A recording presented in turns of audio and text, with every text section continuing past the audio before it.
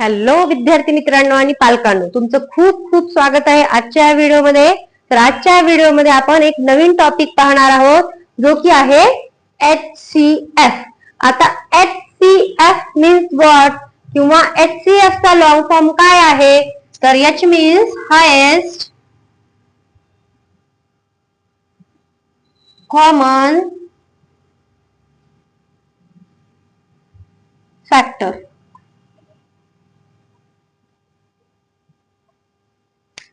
आता बघा, highest common factor.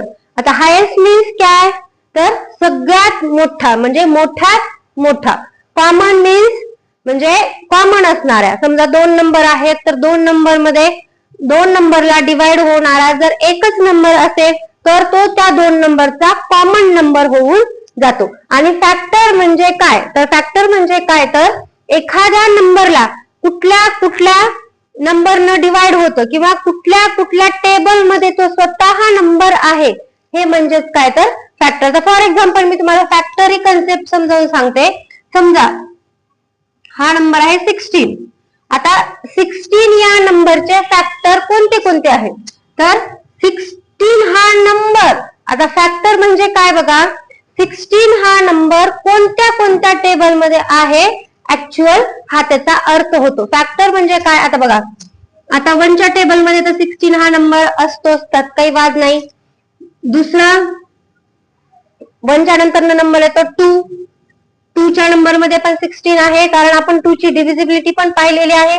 Once प्लेसला जर 0, 2, 4, 6, 8 यापैकी एक नंबर येत असेल तर त्याला 2 ने डिवाइड होतो. तर आता 3चं टेबल, आता 3च्या टेबल मध्ये 16 आहे का? किंवा 6 + 1 7. मग 7 नंबर 3च्या टेबल मध्ये येतो का? नाही. मग 3 नी पण नाही होत. 4 4 जा 16, तर यस 4 नी पण याला डिवाइड होतो. 5 नी होत नाही. 6 नी पण नाही.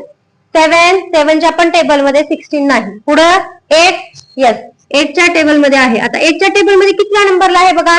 8 1 जा 8, 8 2 जा 16, म्हणजे कितव्या नंबरला आहे? दुसऱ्या नंबरला आहे.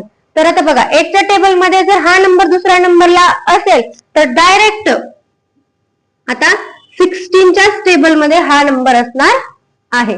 म्हणजेच बघा, तर 16चे फॅक्टर्स किती आहेत? तर 1 2 4 8 आणि 16. हे कोणाचे फॅक्टर आहेत? तर 16चे फॅक्टर आहेत. किंवा 16 या नंबरला इतक्या नंबरनी डिवाइड होऊ शकतं. लक्षात आलं का तुमच्या? फॅक्टर म्हणजे काय? आणि इथे एक आणखीन एक गोष्ट लक्षात घेण्यासारखी आहे बघा, 1 आणि तोच नंबर, 1 आणि तीच संख्या हा त्याचा फॅक्टर असतो. 1 हा सगळ्यात स्मॉल आणि 16 हा सगळ्यात बिग फॅक्टर त्या नंबरचा असतो. लक्षात आलं का बघा तुमच्या? आता तर मग बघा, आता हायेस्ट कॉमन फॅक्टर कसा फाइंड करायचा किंवा हायेस्ट कॉमन फॅक्टर फाइंड करण्याचा म्हणजे HCF फाइंड करण्याच्या 2 मेथड आहेत. तर एक आहे लिस्टिंग मेथड. पहिली आहे बघा लिस्टिंग मेथड फर्स्ट, आणि दुसरी आहे प्राइम फॅक्टरायझेशन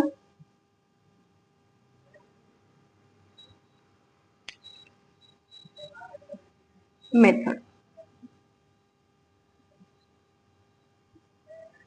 आता HCF फाइंड करण्याच्या 2 मेथड आहेत. एक म्हणजे लिस्टिंग मेथड आणि दुसरी म्हणजे प्राइम फॅक्टरायझेशन मेथड. तर आपण पहिल्यांदा एक एक्झाम्पल घेऊया आणि हे एक्झाम्पल आपण दोन्ही मेथडने मी तुम्हाला सॉल्व्ह करून दाखवणार आहे. त्याच्यामुळे हा व्हिडिओ तुम्ही शेवटपर्यंत नक्की बघा आणि चॅनलला सबस्क्राईब केलं नसेल तर चॅनलला सबस्क्राईब करून घ्या. तर आता इथे एक मी नंबर घेते बघा, 12 आणि 18 ह्या नंबरचा फाइंड HCF ऑफ 12 and 18. आता आपल्याला HCF फाइंड कोणता 2 नंबरचा करायचा आहे? 12चा आणि 18चा. तर पहिल्यांदा आपण पाहतोय लिस्टिंग मेथड. लिस्टिंग मेथड म्हणजे काय? तर आपल्याला ह्याचे फॅक्टर्स पाडायचे आहेत. जसं की मी आता तुम्हाला 16चे फॅक्टर्स करून दाखवले, तसंच 12चे आपण फॅक्टर्स पाडणार आहोत. तर बघा मग आता आता इथं 12 कुठल्या कुठल्या टेबल मध्ये आहे? 1च्या आहे, 2च्या पण आहे, 3च्या आहे का? आहे. 2 + 1 3 म्हणजे 3च्या टेबल मध्ये आहे. 4 च्या येस, 5 च्या नाही, 6 च्या आहे आणि डायरेक्ट 12 च्या. परत 18 हा नंबर. आता 18 हा नंबर 1 च्या, 2 च्या, 3 च्या येस, 3 नंतर ना 6 च्या, परत 9 च्या आणि डायरेक्ट 18 च्या. आता बघा, आता काय नंबर आलेला आहे आपल्याला इथं, आपल्याला हे फॅक्टर्स मिळालेले आहेत. तर या दोन्ही फॅक्टर्स मध्ये कॉमन फॅक्टर आपल्याला अगोदर काढायचे आहेत. म्हणजे आता बघा, हा 2 इथं आहे, 2 कॉमन आहे, 3 कॉमन आहे, 6 कॉमन आहे.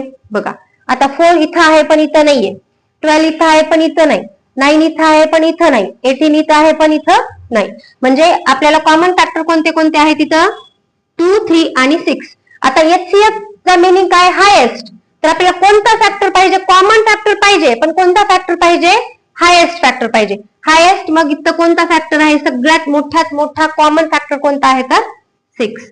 तर मग या 2 नंबरचा HCF बाय लिस्टिंग मेथड काय झालेला आहे, 6 झालेला आहे. लक्षात आलं का? बघा, आधी त्याचे फॅक्टर पाडायचे लिस्टिंग मेथडनं, म्हणजे लिस्ट नुसार त्याचे फॅक्टर्स पाडायचे, त्यातले कॉमन फॅक्टर शोधायचे आणि HCF चा मतलब आहे हायेस्ट कॉमन फॅक्टर, म्हणजे सगळ्यात मोठा नंबर कॉमन फॅक्टर आपल्याला पाहिजे. तर सगळ्यात मोठा नंबर म्हणजे आहे 6. तर मग याचा HCF काय झालेला आहे, 6.